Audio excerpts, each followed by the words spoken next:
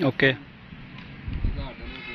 मैंने 500 रुपया देना पड़ा, वही देने 500 रुपये के बाद कोई भी नहीं करता। Okay start. बिस्मिल्लाहिर्रहमानिर्रहीम। आज टूर्नामेंट का मैच था, एम्पीरियल के अगेंस्ट हमारा मैच था मनावा जिम खाना क्रिकेट क्लब का।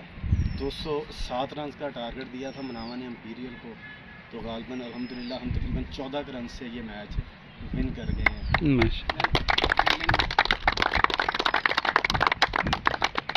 तमाम टीम की एफर्ट है, किसी एक मेंबर की एफर्ट नहीं है, सब ने एफर्ट किया।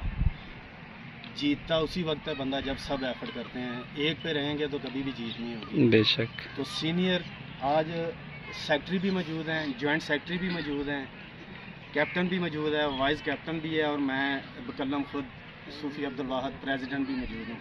हमने ये फैसला किया आज के मैच का मैन ऑफ द मैच शानी भट्ट को दिया जाता है। निशान आए